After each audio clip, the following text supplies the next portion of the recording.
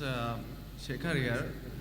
I'm so grateful to the IRF that we get this opportunity to ask you some questions. And for the first time, I've seen you, and I'm glad that I can ask you a simple question. I am a businessman, and one of my, or rather my only hobby is studying religions. So one of them, obviously, being the Quran. So my question is fairly simple. Like, I really liked what you spoke about Aisha. That was a very wonderful thing that you said. So my question is fairly simple. I'll make it very small. But I really hope that I have the opportunity to cross-question you after you answer me on your answer. Thank you. So we see in Muslim, book number 4, number 2127, wherein it says, a part of it that is, he stuck me, Aisha, on the chest, which caused me pain.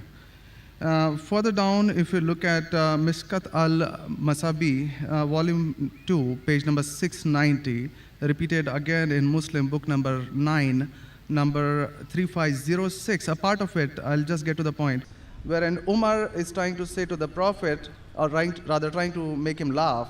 He says, Messenger of God, I wish you had seen the daughter of Khadija, where she asked me for extra money, and I got up and slapped her on the neck.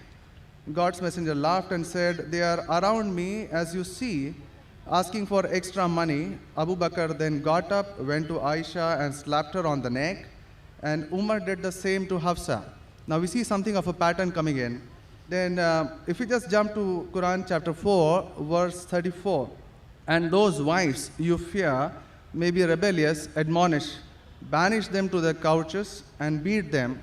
Now, as I understand from your talk, that there is equal punishment for both man and woman. I'm not contending whether they should be beaten or not. My point is, what is the right of the woman if the man is wrong? Because he gets to beat her up. Brother asked a very good question, and I give you the right to cross-question me after the answer. It is granted. The brother quoted hadith of Sahih Muslim and Mishkat al-Masabi.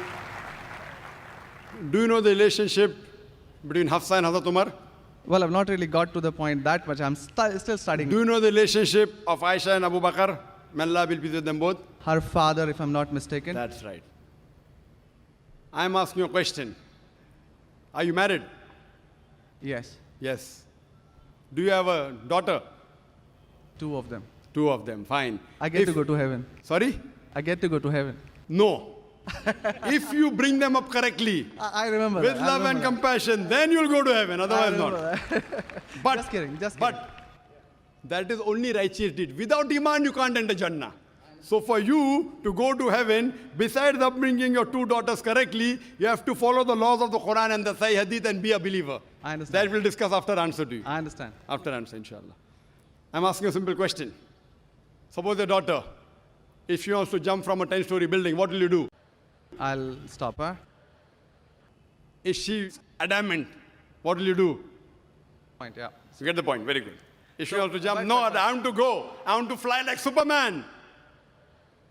Dad, you are preventing me from being a Superman. What will you do? Well, I'll stop her, obviously. Will you slap her or not? If required. She says, no, I want to jump. What will you do? Well, I can ask it the other way around. What I'm if my asking, wife brother. sees... I'm asking. If she wants to jump from the 10-story. I will hit her. If required. Not normally. You will say, Arey beti, jaan do na, Superman mat bano. Nahi banne ka hai abba. Jump marne ka hai. Ab dekho kaisa udti hu main. I want to fly. One flap. A father is cruel to be kind. Yes. Now, our beloved Prophet Muhammad said, anyone who does not love Allah and His Messenger more than his own life, he is not a Muslim. Anyone who does not love Allah and His Messenger more than his own life, he is not a Muslim. So there are many occasions what happened that sometimes they were disrespectful to the husband. Not a normal husband, Prophet Muhammad sallallahu alaihi wasallam. There were many occasions, not one occasion. There are many occasions, Hazrat Umar, may Allah be pleased with him, and Hazrat Abu Bakr, may Allah be pleased with him. When they came to know that one of the wives has caused pain to the Prophet, they were the father-in-law of the Prophet.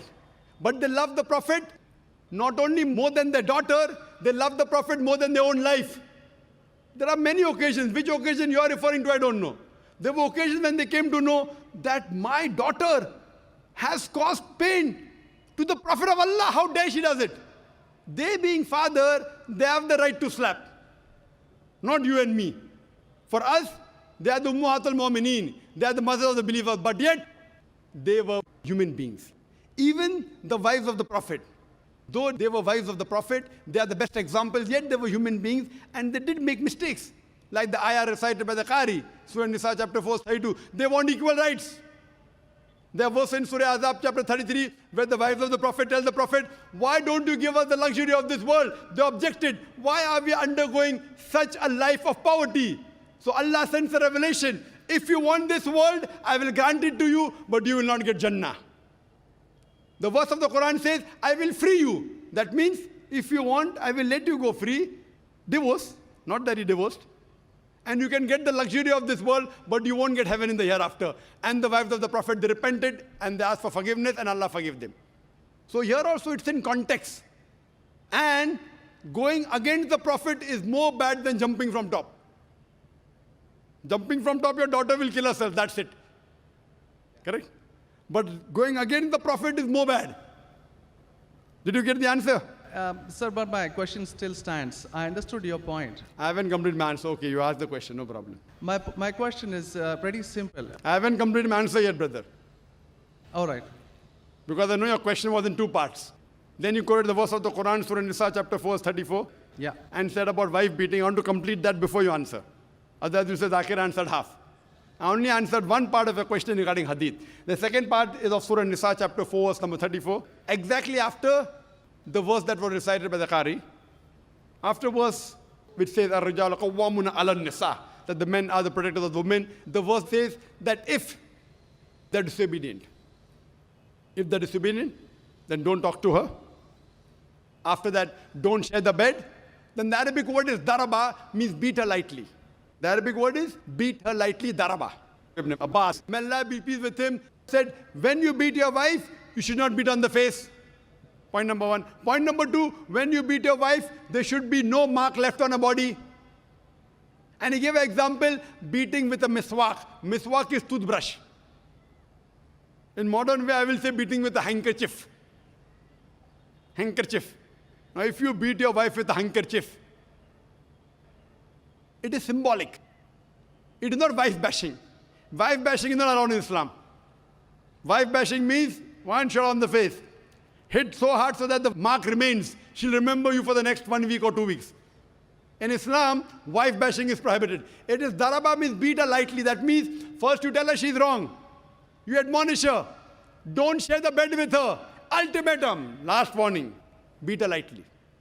Now, what I said, for any crime committed, the punishment is same. Punishment is same. Beating lightly is not a punishment, it is a warning. Can you do the opposite? Can the daughter hit the father? What if your daughter slaps you? Will you like it? No. Why? Equality. Let me complete my answer. You talk about equality. If your daughter slaps you, will you like it? No. No.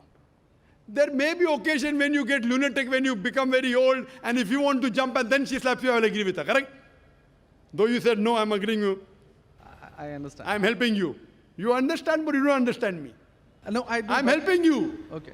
If you grow up and you become a lunatic, you become senile, you want to jump from the 10th story, your daughter says, Abba, mat karo, don't do, father. She may have to slap you. She's doing in good faith. Accept it.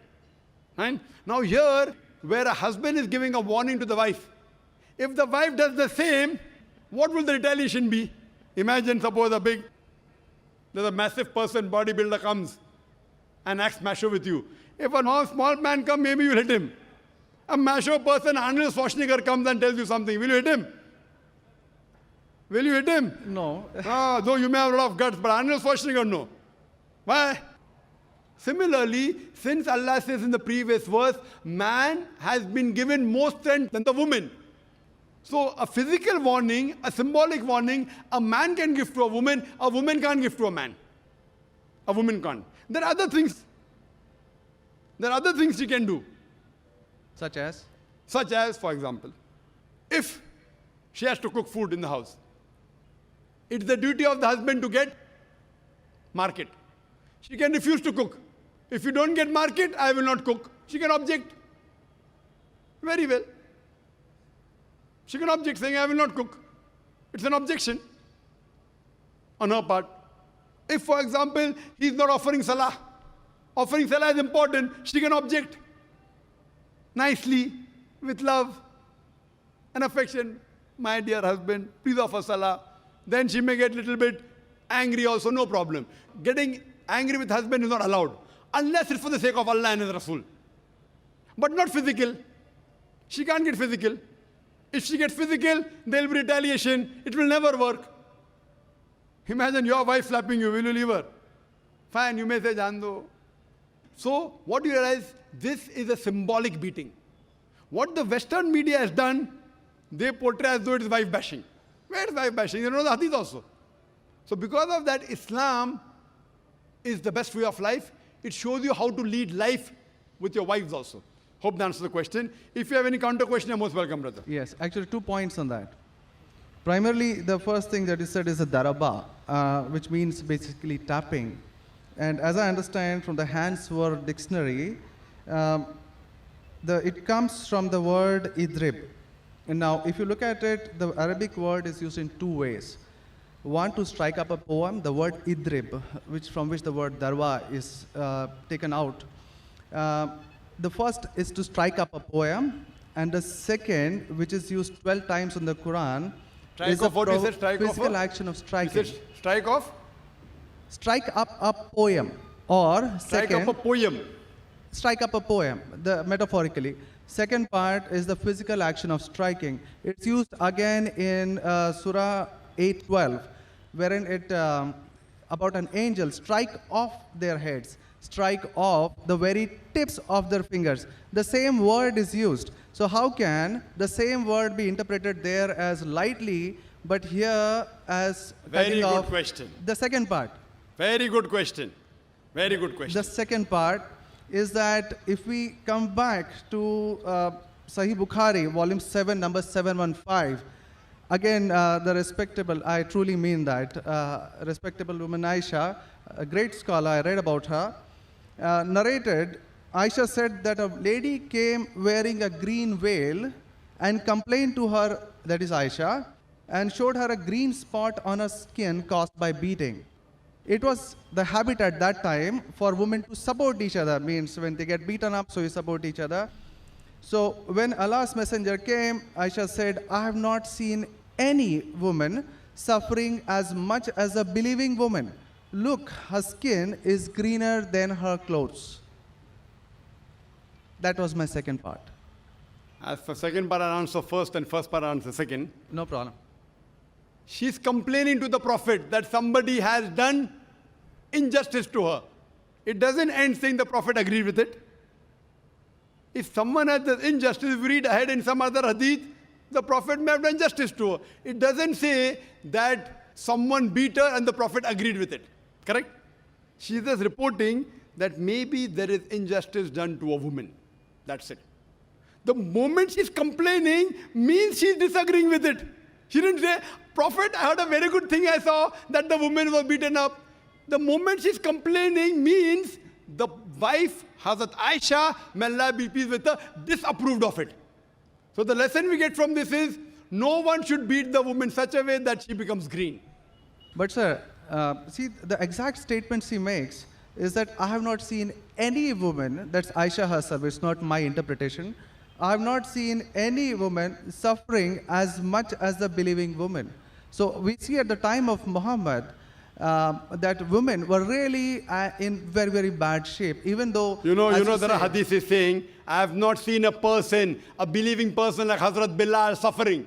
What was he suffering from? His master tortured him and said, don't say there's one God and I will leave you. Hazrat Bilal, may Allah be pleased with him, on that death stone, he's agreed to die. He will say, I will not denounce Allah. I will keep on saying, La ilaha illallah Muhammad Rasulullah. There is no God but Allah and Prophet Muhammad is a messenger. He's taking the pain. That means if I say Hazrat Bilal is a believer who is being tortured, that does not mean that what act that being done on Hazrat Bilal, may Allah be pleased with him, is right. It is wrong. but he's a believer who's taking the pain. In this context, we have to see the context and go to the Shara.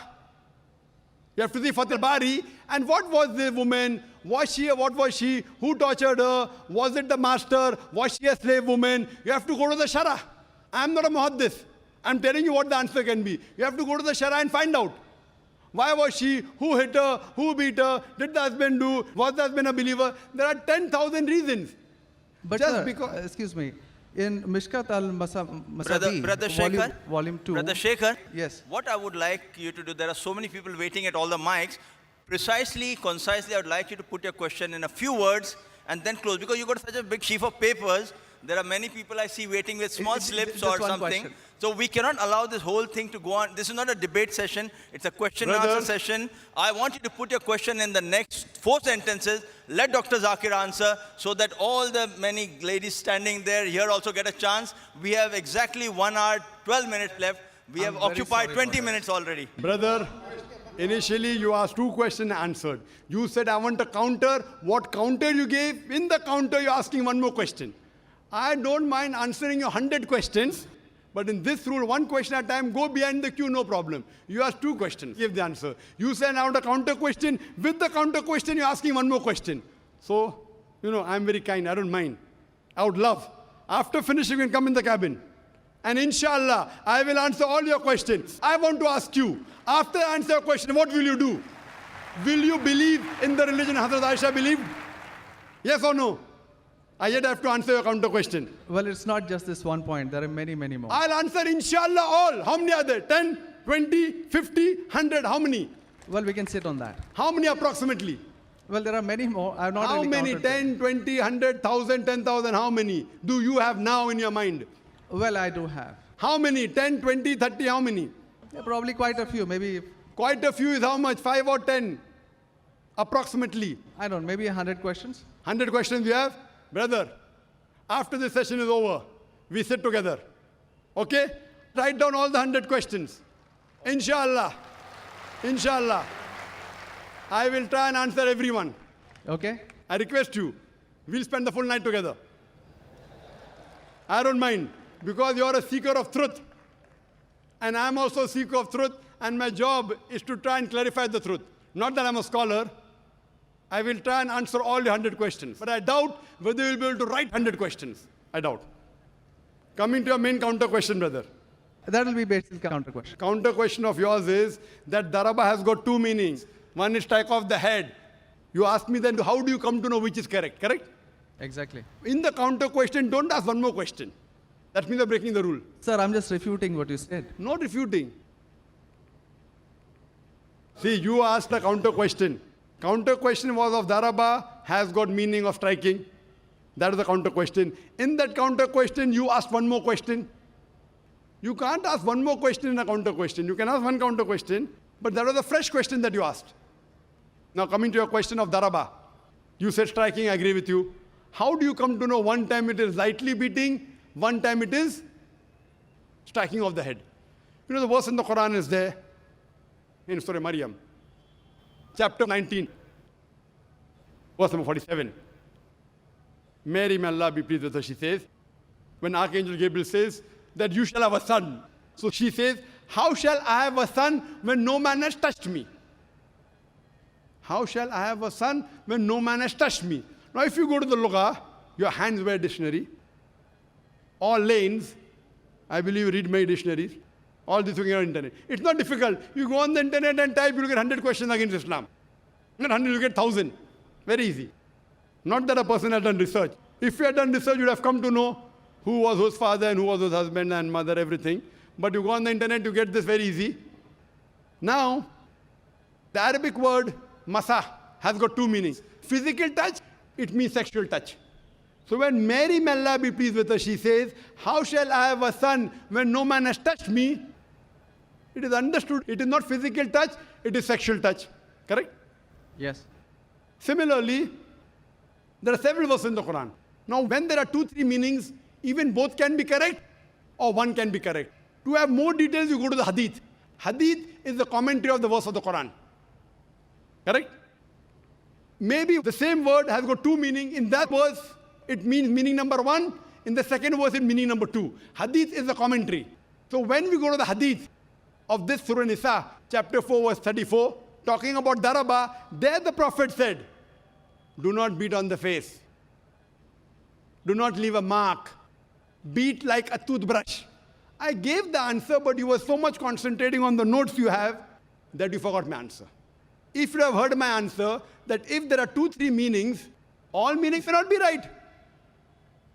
Maybe one is right, maybe 2 are right, maybe all 3 are right. Therefore, you have to go back to the Prophet. The Quran says, Atiullah, Atiur Rasul. Obey Allah and obey the Messenger. So when there are 2-3 meanings, you have to go to the hadith and find out what did the Prophet mean by that word. So there when it says strikes off that, it means strikes off. Here it means strike lightly. So therefore, if you know the supplement to the commentary of the Quran, it's the hadith. Without the authentic hadith, you cannot understand Islam. So a prophet said, it means beat lightly, like beating with a toothbrush, don't beat on the face, don't leave a mark on the body. So these are the guidance given by Rasul. Therefore, it is obligatory that besides the Quran, you have to follow the authentic hadith. Hope that answers the question. And inshallah, I'll wait for you after 10 o'clock in the speaker's lounge, inshallah. Yes, Brother Shekhar? Thank you. And I'll be since you there. have 2 daughters, you said you have 2 daughters and you want, sorry? And one son. The son, there's no hadith saying the son will take you to Jannah here. Yeah. If he become the pious son, and if he prays for you, inshallah, even he will be a path to Jannah. What I want to see to it that besides good deeds, you even have faith. Faith is one of the important criteria to go to Jannah. And since you have an urge to go to Jannah, to paradise, inshallah, I pray to Allah subhanahu wa ta'ala, may He make me the zarya, the pathway to take you to Jannah, inshallah.